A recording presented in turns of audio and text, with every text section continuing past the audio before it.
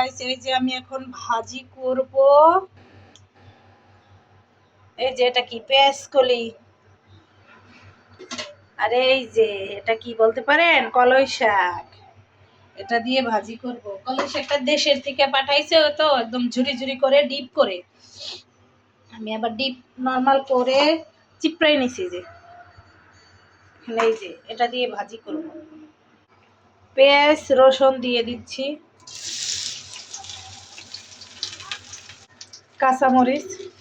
এটা কি জানেন, এটা মাছ একটু হলুদ আর নুন দিয়ে সেদ্ধ করে নিয়েছি। এটা ঝুরা ভাজি করব আজকে।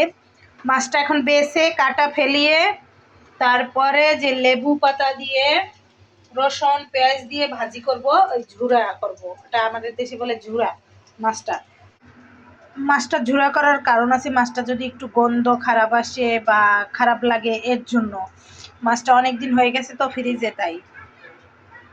আর মাছটা বড় মাছ এখন খেতে মন চায় না, তার জন্য।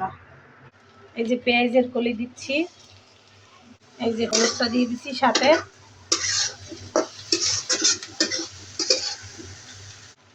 লবণ দিচ্ছি।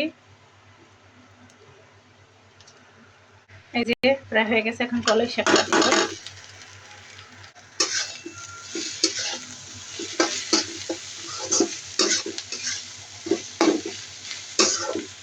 এই যে কলাই শাক ভাজি হয়ে গেছে আমার।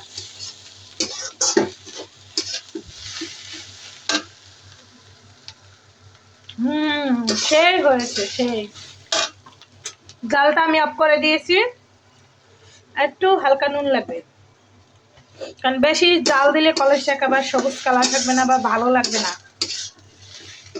আবার কড়াইতেও রেখে দিলে কালারটা চেঞ্জ হয়ে যাবে, তাই সাথে সাথে একটা ভান্ডে বেড়ে রেখে দিতে হবে। শুধু এই কলাই শাক ভাজা দিয়ে আর পেঁয়াজ কলি এই দিয়ে ভাত খাওয়া হয়ে যাবে, আর কিচ্ছু লাগবে না। এই যে রেডি আমার কলাই শাক ভাজা আর পেঁয়াজের কলি একসাথে। খেয়ে দেখবেন কত মজা হয় এটা।